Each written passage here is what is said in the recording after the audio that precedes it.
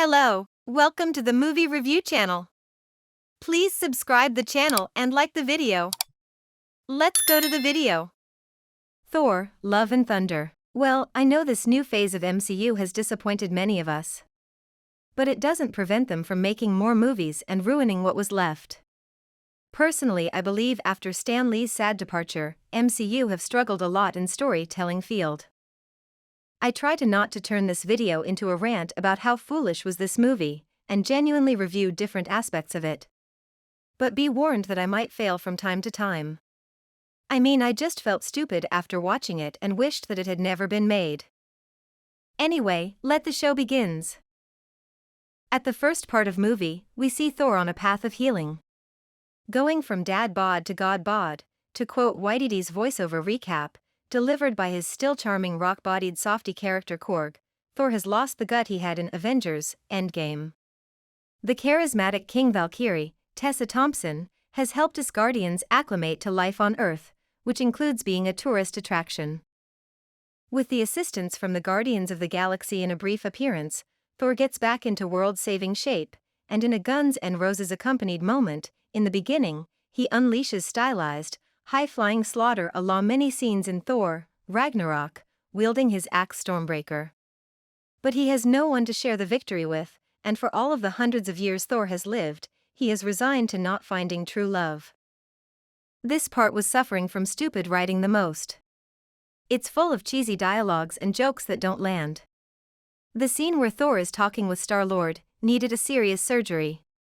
All those jokes and unnecessary reminding that everybody know. And what was wrong with that storyteller? If writing was clever enough, we didn't need him or his unfunny jokes. The villain is a character called Gore, starring by Christian Bale, if you don't know that already, because internet was booming by his makeup for this role. Anyway, his young daughter dies in his arms as they wander the desert in fealty to the god Rapu. And believe me when I say Gore's grieving scenes are the only brilliant thing about this movie. Christian Bale always gives his everything to his performance, and the same thing applies here. So the grief-stricken father then encounters Rapu, Johnny Brew, who cruelly mocks Gore's expectation of rewards in the afterlife. Gore strikes Rapu down with a handy superweapon, the so-called Necrosword, and vows to follow up this first killing with a celestial reign of terror to exterminate the gods, and Thor is next. Thor lives in his reconstructed hometown of New Asgard. Because as you know, the original was destroyed in the 2017 film Thor, Ragnarok. His ex, the astrophysicist Dr. Jane Foster, starring by Natalie Portman, is revealed to have terminal cancer. Chemo isn't working, so she goes to New Asgard in the hope that the magic of Thor's hammer, Mjolnir, will heal her. Just then, Gore attacks New Asgard, unleashing giant spidery reptiles to kidnap the town's children in order to lure Thor to his lair. Both Jane and the New Asgard resident Valkyrie, Tessa Thompson, who now runs an ice cream parlor, joins forces with Thor and his quippy, rock-assembled sidekick, Korg, Whitey, to battle the villain. The opening was just awesome, and I would appreciate it if they would continue on that phase.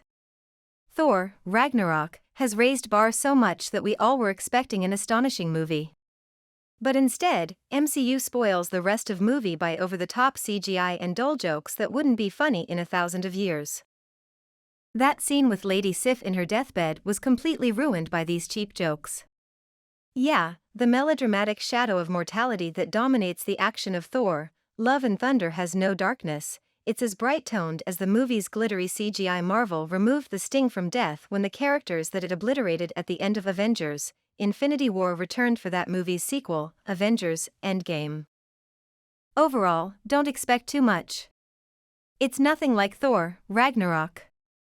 Actually, it's Thor, Ragnarok without all the things that made it amazing. The story was all over the place without having a spine. And what was wrong with this naming, Thor, Gore and Korg? Would it kill you if had 3 syllables names? And Jane just turns into Thor while Chris Hemsworth has trained for 1,000 years?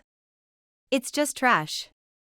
Sorry MCU fans, but it's time to spill the beans. Thank you for staying with us until the end of the video. Please write your opinion in the comments section and like the video and subscribe to the channel.